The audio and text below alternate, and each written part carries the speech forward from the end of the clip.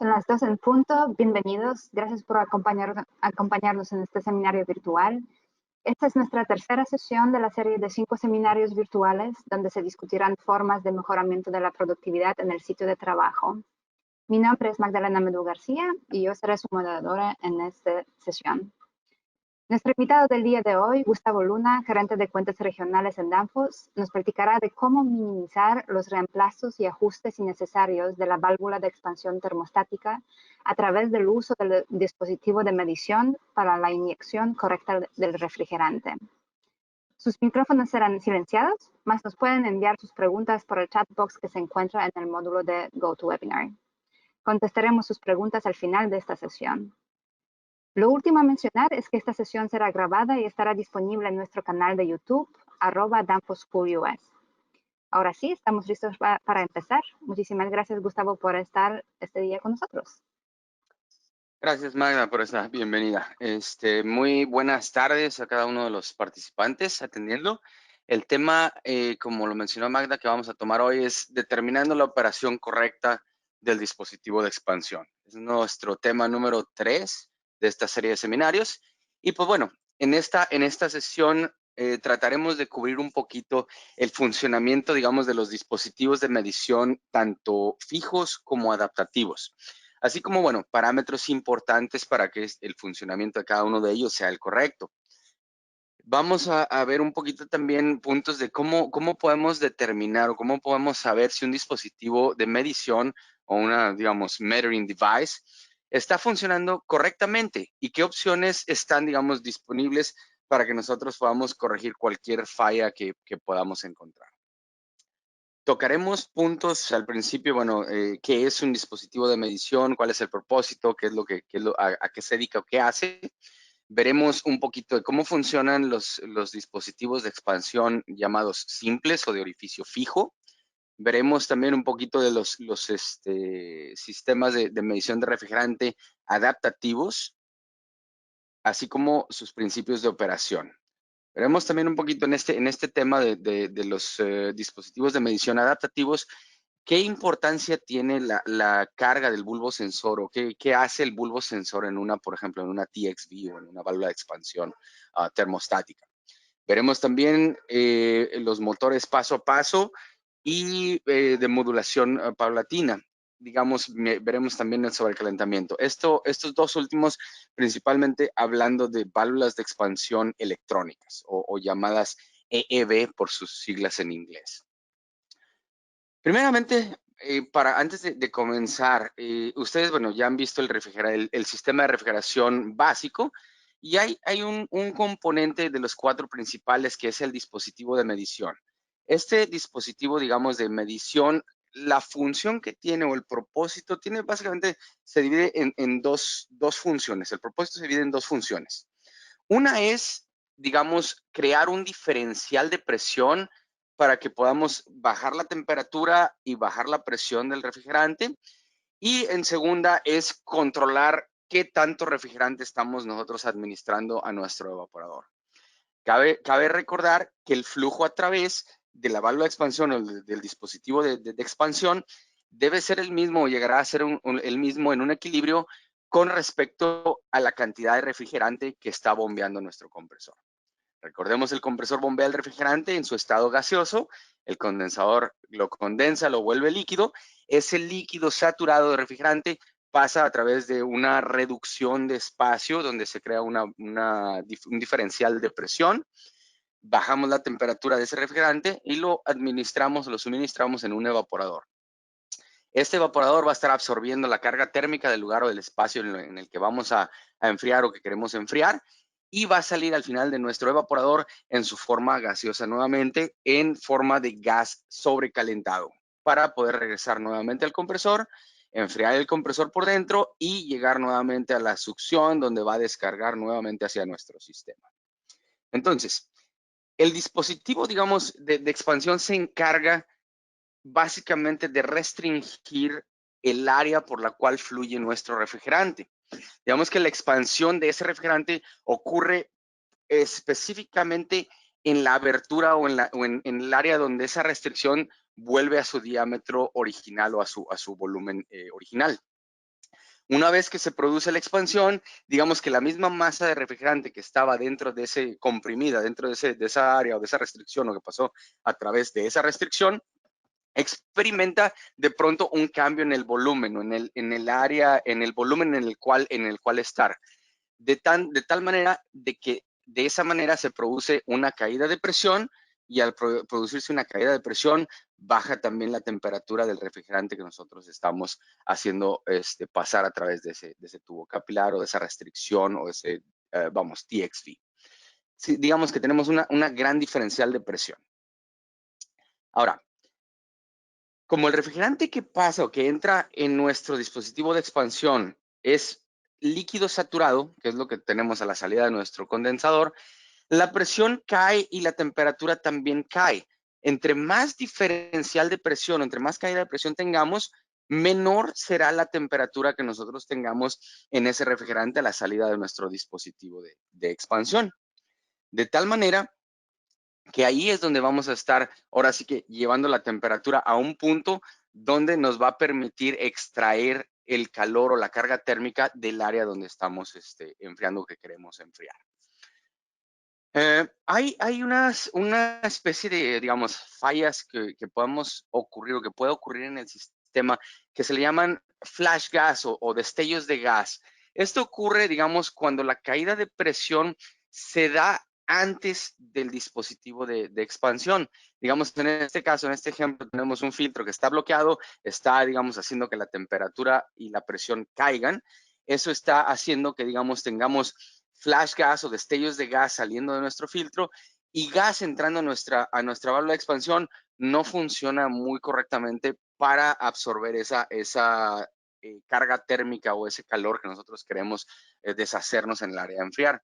Normalmente, si tú lo ves físicamente y ves, por ejemplo, un filtro donde tienes escarcha a la salida del filtro y es el filtro de líquido, probablemente es un buen indicador de que tú tienes una caída de presión ahí o que estás, digamos, con el flujo restringido en ese filtro. Básicamente, ese destello de gas o ese flash gas se causa, digamos, por líquido saturado que está a alta presión, ¿sí? Que contiene más energía que a presiones bajas, y ese líquido saturado, digamos, esa energía o ese diferencial de energía se convierte en gas. Y ese gas, digamos, en el ejemplo de aquí, donde tú tienes líquido saturado de R134 a 100 grados, contienes una energía térmica de 45 BTUs por libra. Si tú de repente restringes el flujo, caes un poquito la presión, cae la temperatura y vas a una temperatura no de 100 grados, sino de 20 grados, vas a tener solamente 18 libras de calor o de energía en ese refrigerante. Esa diferencia o ese exceso de energía principalmente es el que causa que tengas un flash gas, que esa energía básicamente lo que está haciendo es evaporando rápidamente ese gas y obviamente ese gas va a consumir más energía y va a impedir que el líquido absorba o que el refrigerante líquido absorba la carga térmica del área donde estás enfriando. Por eso, digamos, el destello de gas aporta muy poco efecto, digamos, neto de refrigeración al evaporador y es lo que tú tratas de evitar antes de que llegue a tu válvula de expansión. ¿Ok? Ahora, hablando, digamos, eso es en general, dispositivos de expansión. Puede ser orificio fijo, tubo capilar, válvula de expansión, no importa. Si empezamos por los dispositivos de expansión de orificio fijo, digamos hablando en un sistema de aire acondicionado donde tenemos un pistón, básicamente ese pistón es un orificio que va a reducir o va a dejar pasar solamente una cierta cantidad de refrigerante a través de esa área que tiene en el orificio. Digamos que eso va a crear un diferencial de presión. Si el diferencial de presión cambia, obviamente también el flujo va a cambiar. Al restringirlo, tú tienes una presión grande en tu condensador. Al estar empujando el refrigerante a través de ese orificio, pues bueno, va a generar un cierto flujo. Mayor la presión que tengas, mayor el flujo que vas a tener a través del pistón.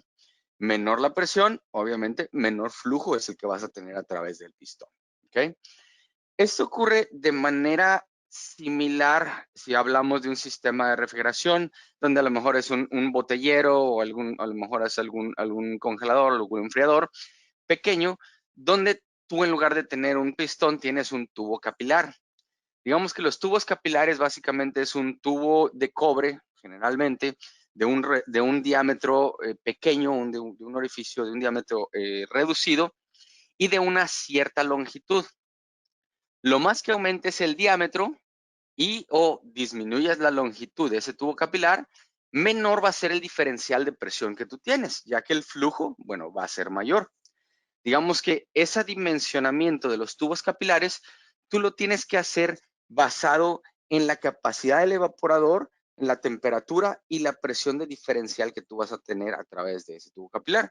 Como tú lo ves aquí en el ejemplo, un tubo, digamos, de mayor longitud, de menor diámetro, tendrá un mayor diferencial que un tubo que es un poquito más corto o de mayor diámetro ahí. ¿Qué es lo que pasa con este tipo de dispositivos, digamos, de orificio fijo o simples? Este gráfico, digamos, representa lo que sucede con nuestro sobrecalentamiento frente a las temperaturas exteriores.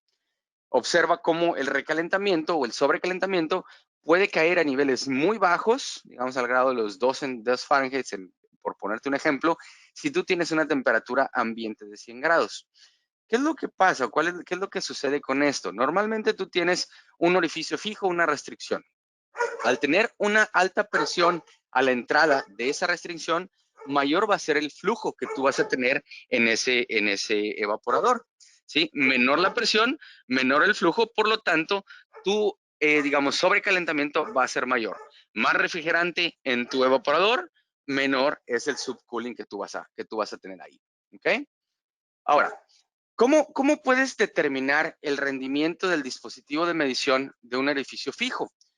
Lo que puedes hacer o lo que normalmente se hace es cada fabricante, digamos, usa unas ciertas tablas de recalentamiento o de sobrecalentamiento, lo cual indica cuál es la temperatura ambiente que tú vas a tener, cuál es la temperatura del aire que tú vas a tener en tu gabinete, y eso te va a dar un sobrecalentamiento que tú debes medir o que tú debes ver en tu sistema cuando la condición está, digamos, controlada en cuestión de la carga térmica. Si tú tienes, digamos, en un orificio fijo un sobrecalentamiento que es demasiado alto o que es demasiado bajo para una condición ambiental, lo que puede suceder o lo que puede estar pasando ahí es que a lo mejor tienes una obstrucción antes de ese tubo capilar o de orificio fijo. Tienes que revisar si tu filtro secador o tus válvulas no están de manera correcta o están, digamos, obstruidas para poder liberarlo. También tienes que asegurarte, obviamente, algo que juega un papel bien importante o fundamental en cada sistema de refrigeración es el flujo de aire. Verifica que sea correcto. Si eso está correcto, a lo mejor el siguiente punto a revisar es que tu pistón o tu tubo capilar sean del diámetro o la longitud correctas. Y si estos por alguna razón, bueno, no son correctos, tienes que proceder, digamos, a hacer el reemplazo. Este ejemplo que tengo aquí para ti es básicamente cómo se vería también una carga, digamos, para dispositivos de expansión simples, una tabla de carga de refrigerante. ¿Qué es lo que tienes tú que estar viendo?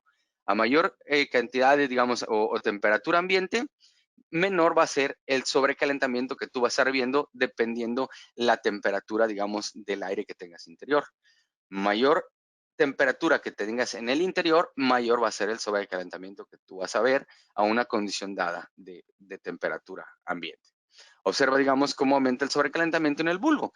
Pero normalmente, si tú tienes una condición de, vamos, temperatura del aire interior alta con temperatura ambiente alta, observa cómo el sobrecalentamiento se va disminuyendo cada vez más. Obviamente, esto es válido para cada uno de los sistemas de enfriamiento, digamos, para las tablas que el fabricante te dé para cada uno de los sistemas de enfriamiento.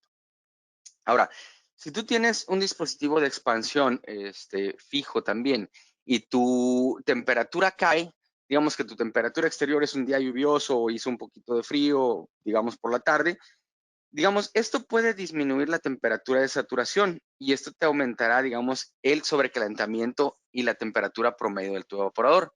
Básicamente va a ser juego, como tienes menos presión a la entrada, menos presión en tu dispositivo de entrada, menor va a ser la cantidad de refrigerante que tú tienes en el evaporador, por lo tanto, la temperatura puede verse un poquito afectada o la temperatura promedio puede verse afectada y por lo tanto el sobrecalentamiento a la salida también se va a ver afectado. Dado que la temperatura promedio, digamos, del evaporador, la temperatura promedio es la temperatura que tienes alrededor de todo el evaporador, no solamente en puntos específicos, dado que es un factor, digamos, significativo para eliminar el calor latente o para eliminar el calor de la carga que tú estás enfriando, es fundamental asegurarse que ese sobrecalentamiento, digamos, sea correcto para asegurarte que la dehumidificación que tú tienes en el sistema no sufra en tiempos donde tienes una alta carga, donde hay, digamos, bastantes personas entrando a un cuarto donde tienes que enfriarlo, ¿no?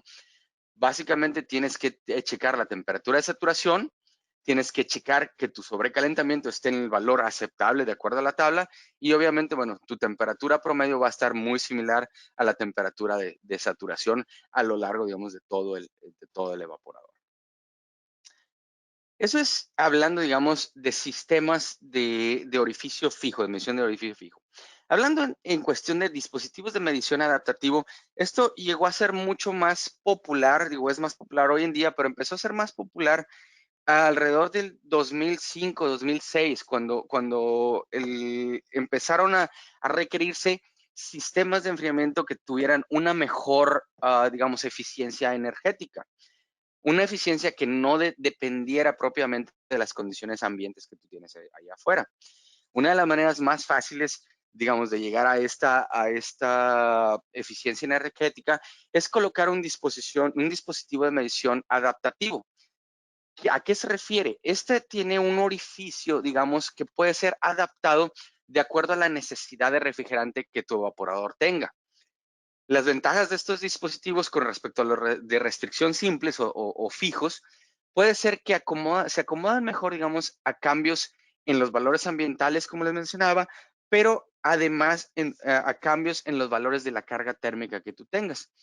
Aquí a la izquierda pueden ver una válvula, digamos, donde la carga es baja, tienes una carga dentro del área de enfriar que es baja, poco refrigerante debe estar fluyendo o estará fluyendo a través de la válvula, si no es que a lo mejor ya la válvula está cerrada porque no requieres, digamos, seguir enfriando. Pero si tú tienes una carga alta, no depende solamente de la presión que se genere, sino que puedes controlar efectivamente el sobrecalentamiento que tú tengas a la salida del evaporador para suministrar ese refrigerante a tu evaporador y mantener, digamos, una temperatura promedio aceptable en tu sistema a enfriar. Estos, digamos, dispositivos de medición adaptativos, como les llaman, pueden ser mecánicos o pueden ser electrónicos. El nombre común para un mecánico será un TXV o una válvula de expansión termostática. El nombre común para para un medio electrónico, pues es una, digamos, válvula de expansión electrónica, una EEB. ¿Sí? Básicamente, como lo vemos, debido a su costo y debido a su, entre comillas, facilidad de instalación, es mucho más popular que tengamos una válvula mecánica a que tengamos una válvula de expansión electrónica. ¿Cómo se ve una válvula de expansión, digamos, mecánica por dentro? Una válvula de expansión térmica por dentro. Esta es una vista esquemática de nuestras válvulas de Danfoss, de las de refrigeración, donde en la parte de arriba pues tienes la cabeza de la válvula, donde en la parte, digamos, dividido entre el diafragma, la parte de arriba y la de abajo, en la parte de arriba tienes una conexión hacia el bulbo sensor. Ese bulbo sensor, digamos, está conectado, es un pequeño cilindro que tiene una mezcla de refrigerantes adentro. Ahorita voy a hablarles un poquito al respecto. Que está conectado a la cabeza de la válvula a través de un tubo capilar. Ese tubo capilar lo que va a hacer es que va a transmitir una cierta presión hacia el diafragma, que ustedes ven aquí en rojo, y ese diafragma va a tender a, digamos, tener un cierto movimiento hacia abajo o hacia arriba, dependiendo las presiones. Si el dispositivo de presión o el bulbo sensor oprime una presión alta en este diafragma, va a tender a doblarse hacia abajo, lo cual va a mover este vástago. El vástago va a hacer presión con el orificio y ese orificio va a tender, digamos, a tener una apertura ya sea mayor o menor, dependiendo la presión del bulbo, para poder dejar pasar más o menos refrigerante hacia tu evaporador en la salida, ¿sí? Tenemos también un resorte que le llamamos resorte de sobrecalentamiento, donde este resorte es, digamos, es solamente una fuerza que está aplicando presión para tratar de mantener este diafragma en posición cerrada, donde no aplique ninguna presión a este orificio. Si nosotros vemos, digamos, un balance de fuerzas aplicados en ese diafragma de la cabeza de la válvula, nosotros lo veríamos de esta manera. En la parte de arriba tenemos la presión del bulbo, que esa presión del bulbo es manejada por la carga que tú tengas en el cilindro del bulbo sensor. Tenemos una fuerza de cierre, que le llamamos la presión del resorte. Ese resorte, básicamente, cuando tú dices que vas a ajustar el superheat en una válvula, lo que estás haciendo mecánicamente es comprimir o descomprimir ese resorte para que aplique una mayor o una menor fuerza a ese diafragma en la cabeza de tu válvula. Por otro lado, en la parte de abajo, tratando también de mantener cerrada esta válvula o este diafragma, tienes la presión del evaporador. Básicamente representa, digamos, la carga del sistema. Es la presión que tú tienes en el refrigerante que está en el evaporador. Básicamente, lo que lleva, digamos, lo que controla la apertura y cierre de esta válvula, pues es la combinación o el balance de estas válvulas. Mayor presión que tú tengas por el bulbo, digamos, mayor el sobrecalentamiento que tú tengas, mayor es la apertura de la válvula. Menor presión en el bulbo, menor sobrecalentamiento que tú tengas, la válvula va a tender a permanecer cerrada. Ahora, eso es en principio cómo funciona, cómo se mantiene la apertura y el cierre en la válvula. Eso nos da el funcionamiento de la misma. Dentro de las válvulas mecánicas o de operación termostática tenemos dos tipos. Uno que es digamos, la válvula de expansión con ecualización interna, que es como esta, y otro que es ecualización externa, que es como esta. Básicamente, si ustedes lo ven en balance de fuerzas, tú tienes el bulbo sensor, aplica la presión en la parte de arriba de tu diafragma, perdón. Tienes tu, digamos, resorte del superheat y tienes la presión del evaporador. Esa presión del evaporador, si tú tienes una ecualización interna, esa presión va a viajar por medio de la válvula o por el interior de la válvula y va a hacer presión en tu diafragma, tratando de mantenerlo cerrado. En una ecualización externa, tú no tienes esa comunicación, digamos, con el evaporador a través de la válvula internamente. Tú tienes un puerto externo, digamos, por eso es ecualización externa, que transmite esa presión hacia la cámara donde está aplicando directamente la fuerza al diafragma para mantenerlo cerrado. Digamos que esa es la diferencia entre ecualización interna y ecualización externa. Ahora, ¿en qué ocasiones o en qué aplicaciones utilizas tú una válvula de ecualización interna y en cuál es una ecualización externa? Principalmente, digamos, sistemas donde tú tienes un solo circuito, donde tú tienes un solo evaporador, donde no tienes caída de presión a través de tu evaporador o entre la entrada y la salida de tu evaporador, tú puedes utilizar una ecualización interna, ya que la presión que tú suministres, digamos, aquí a la entrada de tu evaporador, va a ser igual a la presión que tú tengas a la salida de tu evaporador. Es, digamos, despreciable la caída de presión. Esto, digamos, va a ser el balance de las fuerzas en la válvula para que tu evaporador mantenga un flujo de refrigerante correcto a lo largo de todo el refrigerante. En el caso, por ejemplo, de los sistemas de aire acondicionado, ustedes han visto que tiene lo que nosotros llamamos es un distribuidor. Ese distribuidor básicamente lo que hace es dividir tu serpentino, tu coil serpentín, en múltiples circuitos para asegurarte que tú tengas, digamos, refrigerante en toda el área del evaporador, que tengas, digamos, una mejor utilización del área de ese evaporador. Y a la salida de cada circuito va conectado a lo que le llamamos un cabezal o un header.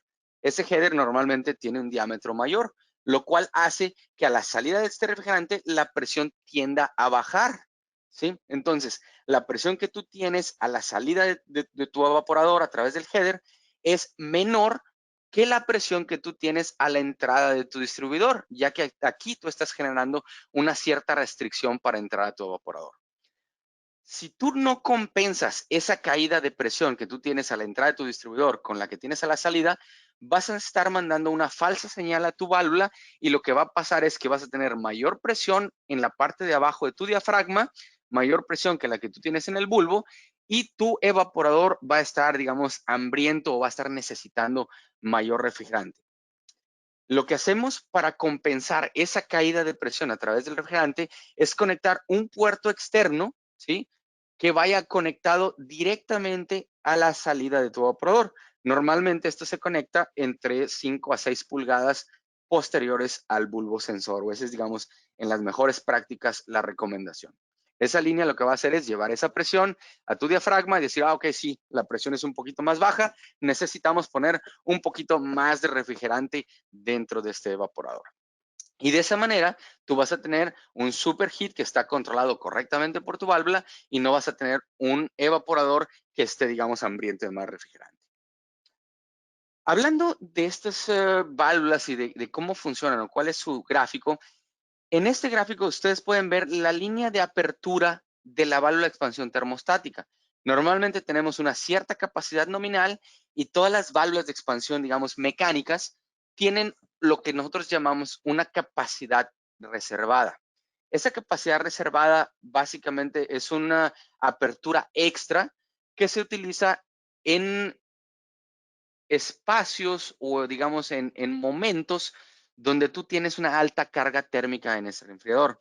Suponiendo que tú tienes un enfriador de botellas, tú pones, digamos, todas tus aguas, todas tus cocas, todas tus cervezas, digamos, a temperatura ambiente y empiezas a enfriar ese producto que pusiste ahí. Al principio, como tú tienes una carga térmica alta, ese dispositivo, digamos, adaptativo, dispositivo mecánico, va a abrir hasta su máxima capacidad tratando de suministrar a ese evaporador más refrigerante para que pueda abatir esa carga térmica lo más rápido posible. Una vez que empieza a batir esa temperatura y que tú empiezas a llegar a un punto donde está la capacidad nominal de esa válvula, tú empiezas a tener un mejor control de cuánto refrigerante estás suministrando a ese evaporador. De tal manera que entre la capacidad nominal hasta aproximadamente el 10% de apertura de la válvula, 10-15%, es el área donde tú tienes un mejor control del superheat que tú estás administrando en ese evaporador. Ahora, el sobrecalentamiento completo, digamos, nosotros le llamamos sobrecalentamiento de operación o OPS, se compone de dos partes. Una es el sobrecalentamiento estático, que es básicamente este sobrecalentamiento estático, es la fuerza necesaria o el sobrecalentamiento necesario para abrir la válvula de expansión, para comenzar a abrir la válvula de expansión. Eso le sumas el sobrecalentamiento de apertura, que es básicamente una vez que empezaste a abrir la válvula, bueno, vamos a controlar qué tanto sobrecalentamiento vamos a suministrar para que no digamos, inundes el evaporador de refrigerante. La suma del estático más el sobrecalentamiento de apertura es el sobrecalentamiento de operación de la válvula. Normalmente lo que quiere decir es que si tú tienes una carga máxima o una alta carga térmica, tu sobrecalentamiento va a ser mayor que cuando tienes una carga nominal, que cuando tienes ya la temperatura a la deseada que tú quieres en ese espacio o área que estás enfriando. Ahora, si tú tienes, digamos, dos evaporadores idénticos alimentados por una TXV o por una válvula de expansión, el evaporador de la izquierda, en este caso, tiene una carga más alta, digamos, que el de la derecha. ¿Cómo lo notas? Tu temperatura, digamos, del evaporador está un poquito más alta, tienes un sobrecalentamiento ligeramente más alto y tienes un subenfriamiento, digamos, correcto. Si tú tienes una carga térmica más baja o un bajo flujo de aire, tu evaporador va a tender a llegar a temperaturas más bajas y tu sobrecalentamiento, por lo tanto, que es la salida de tu evaporador, va a tender a ir hacia la baja. ¿Ok? Ahora, hablando un poquito del bulbo sensor, el bulbo de esta válvula. ¿Qué es lo que hay dentro de esta válvula? Dentro de esta válvula hay una mezcla de refrigerantes, ¿sí? ¿Por qué una mezcla de refrigerantes? ¿Por qué no es un solo refrigerante nada más? Básicamente, ese refrigerante lo que va a hacer es que va a evaporar o va a tender a evaporar dependiendo la temperatura de sobrecalentamiento que tú tengas en el evaporador, ¿sí? Cuanto más amplio es el rango de temperatura de tu válvula de expansión, mayor es la mezcla que tú tienes en ese bulbo sensor, ya que, digamos, a temperaturas más bajas, tú tienes que evaporar un diferente refrigerante al refrigerante que tú tienes que evaporar a temperaturas, digamos, más bajas. Esto lo hace, digamos, propietario o ese lo hace específico de cada fabricante de válvulas de expansión. Es como quien dice la receta secreta de cada uno de los fabricantes de los fabricantes de válvulas de expansión. La razón principal por la que no es deseable, digamos, cargar el bulbo sensor con refrigerante simple es que la relación entre la presión y temperatura para un refrigerante no es constante, como les mencionaba. El valor de presión requerido para cambiar la temperatura es diferente a bajas temperaturas si lo comparas con altas temperaturas. Y esto lo vemos de esta manera. El mismo 404 refrigerante a una baja temperatura, si tú quieres cambiar, digamos, de menos 20 a menos 15, quieres variar 5 grados la temperatura de ese refrigerante, en baja temperatura tú requieres de menos 20 a 15 solamente 3.6 libras de presión para variar 5 grados de menos 20 a menos 15. Pero si tú quieres ese mismo 404 variarlo de menos 55, perdón, de 55 a 60 grados Fahrenheit, tú tienes que suministrar o tú tienes un diferencial de presión de 17 libras de presión. Eso se traducido o lo puedes poner, digamos, en el bulbo sensor, más presión que suministras en la presión del bulbo, más apertura que tú tienes en la válvula. Menos presión, más va a ser el cierre. Si tú no necesitas tanta presión para abrir esa válvula y de repente suministras mucha presión, lo que va a pasar es que vas a estar inundando tu evaporador y hay riesgo de que ese refrigerante líquido llegue hasta tu compresor. Por eso tenemos diferentes refrigerantes actuando en ese bulbo sensor. Digamos que si nosotros hablamos del superheat estático que yo les decía, que es la fuerza para vencer la presión del resorte, normalmente la fábrica, lo manda a una calibración. En este caso, por poner un ejemplo, si la calibración de la fábrica son 7 grados de sobrecalentamiento a 40 grados para vencer ese resorte, va a ser lo mismo esos 7 grados que necesitas a 40 grados que si los tienes a 20 grados o a menos 20 grados. Tú de todas maneras necesitas por lo menos el equivalente en presión, que en este caso son 12 libras, para vencer la fuerza de este resorte. Si tú tienes una baja temperatura y solamente aplicas una presión de 3.6 libras, pues no vas a tener suficiente presión para vencer ese resorte que tú tienes en el ajuste de tu sobrecalentamiento. Entonces, esa es la razón principal por la que tú necesitas tener diferentes refrigerantes, ¿ok? Si operamos, digamos, una válvula a menos 20 y usamos el mismo refrigerante, digamos que para vencer esos 12 libras de presión, tú tienes que tener menos 6 grados para llevarlo, digamos, de menos 20 a menos 6 para tener 12 libras de presión y comenzar a abrir tu válvula de expansión. Esto significaría que por lo menos requieres 14 grados Fahrenheit para comenzar a abrir tu válvula. Si tú tienes un sistema de baja temperatura y le pones 14 grados de sobrecalentamiento, pues bueno, tu sistema no va a estar operando correctamente. Es por eso que, digamos, el refrigerante que hay en ese bulbo sensor, pues es una mezcla de diferentes refrigerantes que es, digamos, la receta secreta de cada fabricante de válvulas de expansión, determinado obviamente en el laboratorio. Ahora, para determinar el rendimiento de una de las válvulas de expansión, tenemos que comparar el sobrecalentamiento que tú tienes en el evaporador con lo especificado en el fabricante. Vuelvo a hacer hincapié en que el fabricante de cada equipo te va a dar una tabla de carga para que tú puedas comparar si tu equipo está teniendo un buen sobrecalentamiento o no está teniendo un buen sobrecalentamiento. Es importante, también notar, como ya les mencioné, que el sobrecalentamiento no es un punto fijo, no es un valor fijo. Ese sobrecalentamiento va a tender a variar dependiendo en mayor medida la carga térmica que tú tengas y en menor medida un poquito la presión de condensación que tú tengas. Llámese, digamos, temperatura ambiente. En menor medida, digo, para válvulas de expansión termostáticas. Va a ser en mayor medida si tú tienes un orificio fijo, como les explicaba. Si el sobrecalentamiento es muy alto, la presión del evaporador es demasiado baja, lo que tienes que revisar primero es que la capacidad del orificio contra la capacidad requerida en el evaporador sea la correcta, o sea, la que tú estás buscando. Comprueba también que tú tengas subenfriamiento en la salida del condensador, porque si no tienes subenfriamiento, muy probablemente esta causa pues es debido a alguna fuga o alguna falta de refrigerante que tú tienes en el sistema. Obviamente, recuerda también revisar que tienes el flujo de aire correcto y que no hay obstrucciones, digamos, en la TXV o en algún componente antes de la TXV, antes de realizar alguna carga de refrigerante o algún ajuste en tu refrigerante. Ahora bien, antes de hacer cualquier ajuste en el refrigerante, también recuerda checar, digamos que, o recuerda saber que el alto sobrecalentamiento, aparte de indicar la falta de refrigerante en el evaporador, también puede indicar, digamos, que el sobrecalentamiento es muy alto. Si tú lo ves muy alto, no solamente es indicación, también puede indicar que tú tengas una restricción en algún componente antes.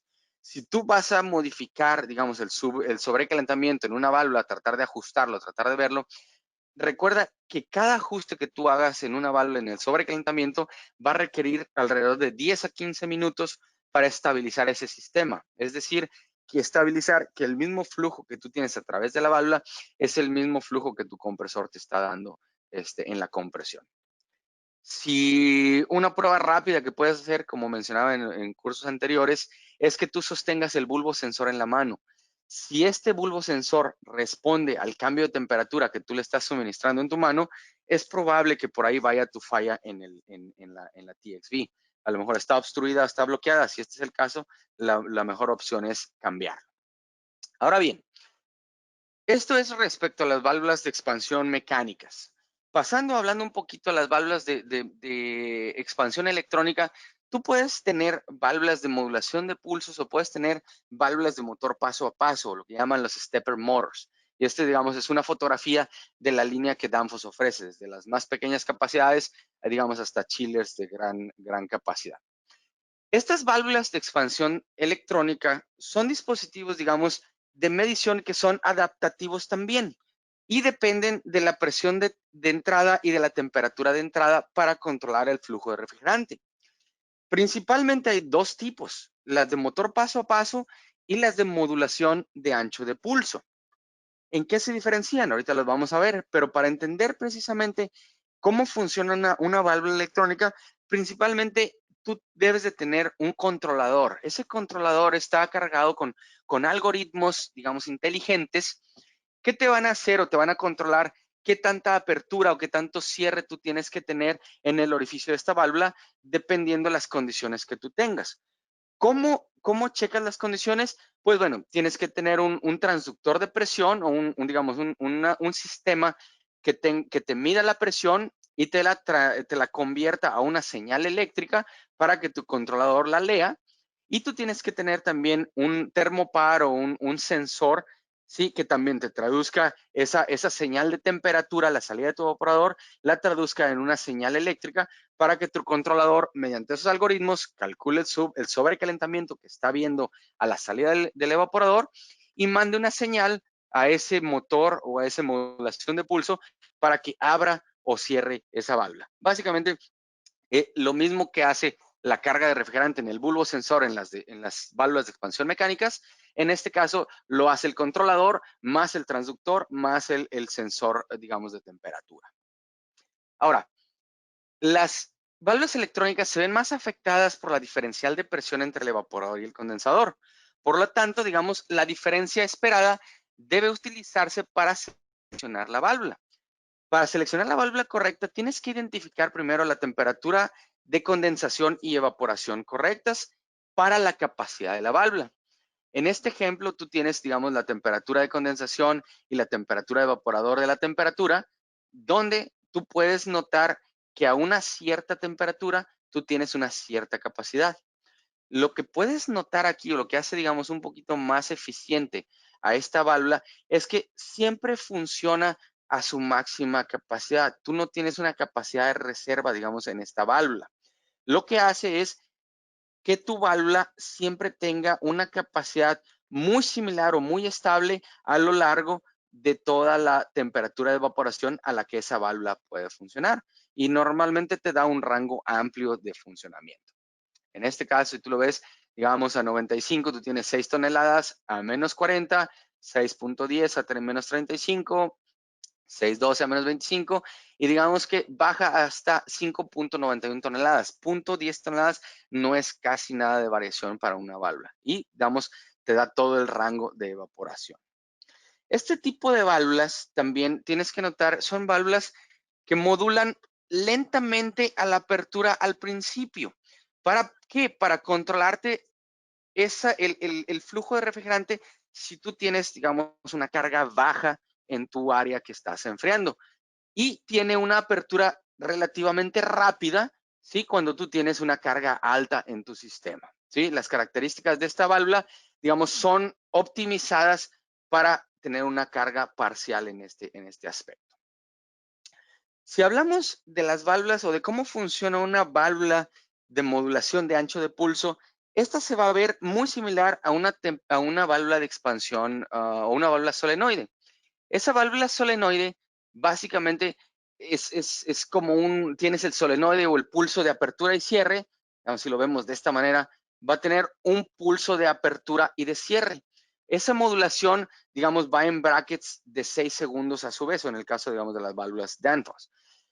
Donde si tú tienes una carga alta, de los 6 segundos que se supone va a estar abierta esa válvula, puede estar abierta 5 segundos y cerrado un segundo. Conforme tú vas abatiendo esa carga de refrigerante, tú vas a tener esa válvula abriendo 3 segundos y cerrando 3 segundos. Después vas a tener a lo mejor 2 segundos y 4 segundos hasta que llegues a lo mejor a un punto donde abres 1 segundo, cierras 1 segundo. ¿Qué es lo que va a hacer? Las ventajas que tienen es que normalmente el flujo turbulento crea una distribución equitativa y reduce, digamos, la separación de fases antes del distribuidor. De esa manera tú puedes controlar un poquito mejor. Si tú lo ves en una vista esquemática, tú tienes el coil, que es similar a un coil de una válvula solenoide, tú tienes todas las partes internas y aquí tienes lo que es el orificio. Este orificio precisamente está diseñado para las diferentes capacidades para abrir y cerrar dependiendo esa modulación de pulso, para estar abierto dependiendo el tiempo que la modulación te esté dando. Armadura básicamente es solamente el vástago que va a abrir y cerrar. Tienes la entrada y la salida. Si hablamos ahora de válvulas, digamos, que son las que le llaman de paso a paso o los stepper motors, es algo similar. Tú tienes también un magneto permanente que se activa con una señal, que es como un coil, tipo de una válvula solenoide, pero es un poquito más complejo porque tienes mayor campos magnéticos que pueden actuar en esta válvula. Por dentro o en el interior, tú tienes un vástago que está roscado, digamos, es como un tornillo interior. Y tú tienes obviamente una aguja o una punta que es la que te va a regular qué tanta apertura o cierre para dejar pasar el refrigerante tú tienes en esta válvula de expansión. Básicamente, ese motor o esa rotación lo que va a hacer es que esté conectado a un engranaje, a unos valeros, y va a hacer que el vástago roscado gire hacia arriba para abrir o gire hacia abajo para cerrar esa válvula. Tú puedes tener, digamos, un flujo que es direccional A a B o un flujo en reversa también si quieres un bidireccional.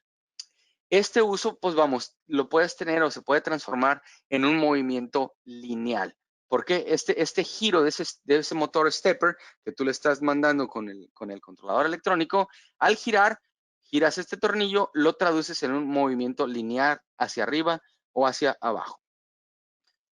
Si tú hablas de cómo está el coil o cómo está ese motor, tú tienes diferentes campos magnéticos. Digamos, tú sabes que polos opuestos en un imán se atraen, y polos similares se repelen. Y nosotros jugamos con esas cargas o con ese tipo de cargas para poder hacer que nuestro rotor o nuestro vástago gire en dirección a favor de las manecillas o en contra o gire en contra de las manecillas del reloj. Básicamente se convierte en un fuerte imán que tira del vástago para moverlo hacia la derecha, o este vástago también puede girar hacia la izquierda. Digamos que a medida que el polo del motor se convierte en un imán de carga norte, que se mueve en sentido de las agujas del reloj, el núcleo gira hacia su carga sur y se tira en esa dirección. Si cambiamos la polaridad, ese vástago gira en dirección contraria. Ahora, ¿por qué es importante o por qué hace más efectivo esas válvulas de expansión electrónicas? Tenemos que saber primero la teoría del mínimo sobrecalentamiento estable. Básicamente, la teoría del mínimo sobrecalentamiento estable te menciona o te marca cuál es el mínimo superheat o sobrecalentamiento que tú tienes que tener en ese evaporador para generar un flujo, digamos, estable de ese refrigerante. Puedes tener un flujo laminar, un flujo turbulento o un flujo que va alrededor de la tubería. Pero llega un punto donde tú ya no tienes líquido saturado, tú tienes únicamente vapor de refrigerante saturado en esa tubería. Cuando tú empiezas a tener únicamente vapor saturado, es donde empieza a contar, donde empezamos a ver el mínimo sobrecalentamiento estable para ese evaporador en específico. Si tú lo ves en una gráfica, la gráfica del mínimo sobrecalentamiento estable se va a ver de esta manera, desde que no tienes sobrecalentamiento hasta que tienes, digamos, el mayor sobrecalentamiento o inclusive más. Toda esta región que está por dentro de la curva, digamos, en cuestión del evaporador, le llamamos región inestable. Esa región inestable es donde tú no tienes un sobrecalentamiento estable para medir. Digamos que cada sobrecalentamiento estable o mínimo sobrecalentamiento estable es un diseño único y depende únicamente o va, digamos, en relación o en función al diseño de tu evaporador. ¿Cómo utilizamos eso? Si nosotros tenemos o machamos la curva del mínimo sobrecalentamiento estable y hacemos el match con la curva de la válvula de expansión termostática, digamos, de una válvula mecánica, tú vas a tener la curva que va a tener un punto aquí donde se va a tocar para que no tengas un sobrecalentamiento inestable. Si tú mueves esa curva o pones digamos, un set point de esa válvula a una temperatura de sobrecalentamiento muy por debajo de la región estable, tú lo que vas a tener es una válvula que esté abriendo y cerrando, que esté haciendo un hunting, que le llaman. Si tú lo tienes, digamos, muy afuera o muy despegado de ese mínimo sobrecalentamiento estable, lo que vas a tener es una pérdida de eficiencia energética en ese evaporador. No vas a estar ocupando, digamos, todo el evaporador a su máxima capacidad. Tienes, digamos, si está en la región inestable, tienes un mayor riesgo de inundación y tienes una capacidad o un COP reducidos.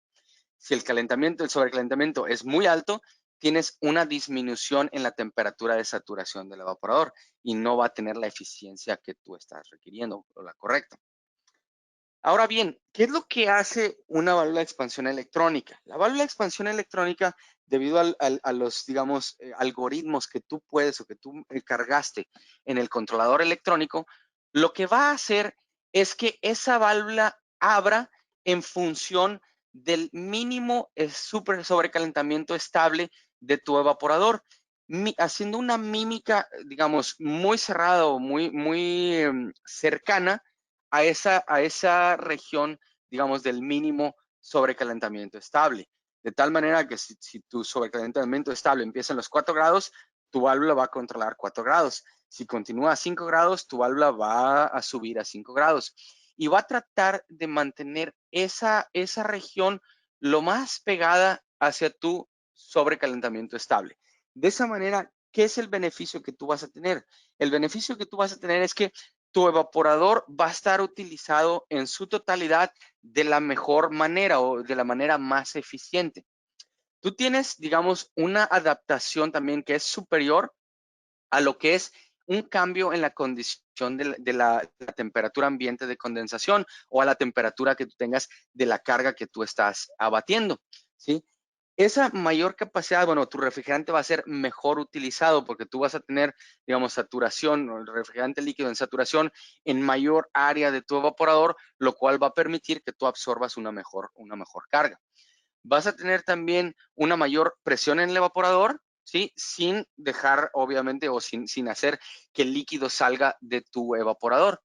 Vas a también tener una reducción en el tiempo de funcionamiento de tu compresor, ¿sí? Lo cual, pues obviamente, vamos, se va a traducir en eficiencia energética, va a traducirse en un mayor, digamos, COP. ya que si tú eficientizas tu sistema, eso indica que tú estás consumiendo, digamos, menos corriente en ese compresor o estás trabajando en menor grado ese compresor y estás haciéndolo más efectivo. Es por eso que las válvulas de expansión electrónicas son un poquito más, digamos, eficientes cuando tú lo hablas en un sistema. Obviamente no son las más fáciles de instalar porque tienes que tener no nada más conocimiento mecánico, sino un cierto conocimiento electrónico sobre cómo programar ese controlador, los errores que pudiera mandarte. Pero, pues bueno, es en sistemas donde la eficiencia es clave, las válvulas de expansión electrónicas, pues bueno, son mucho más utilizadas.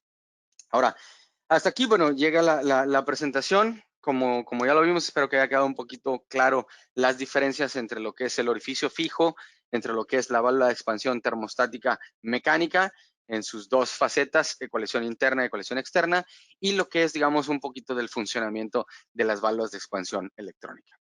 Hasta aquí, si hay alguna pregunta, Magda, estamos abiertos. Gracias, Gustavo, y gracias a todos por acompañarnos. De hecho, tenemos una pregunta. ¿Se necesita cambiar el superheat de la fábrica en nuevos sistemas de refrigeración? Esa es una muy buena pregunta. En cuestión del superheat, el superheat lo que controla es la temperatura de saturación del gas refrigerante que está saliendo de tu evaporador. Si tú seleccionas, digamos, la válvula correcta de fábrica de acuerdo a la especificación del fabricante, estás, digamos, en la capacidad que el fabricante te especifica, te puedo decir que 95, 96% de las veces tú no vas a necesitar ajustar nada en ese sistema o nada en ese superheat del sistema. Las veces donde tú necesitas ajustar normalmente es porque ya alguien metió mano en ese sistema, porque ya alguien cambió algún parámetro en ese sistema. Pero tanto como tú selecciones correctamente la capacidad y el refrigerante de la válvula, normalmente no vas a necesitar ajustar el superheat en esa válvula. Perfecto, gracias Gustavo y gracias a todos por acompañarnos. Les invitamos a ponerse en contacto con Gustavo si tienen más preguntas y también a visitar nuestra página web danfoss.es para explorar más oportunidades de entrenamientos, ver nuestros videos y encontrar otras herramientas útiles. También les invitamos a registrarse a las últimas 2 sesiones que quedan de esta serie de seminarios donde Gustavo será nuestro invitado. Gracias y que tengan buen día. Gracias, Juan.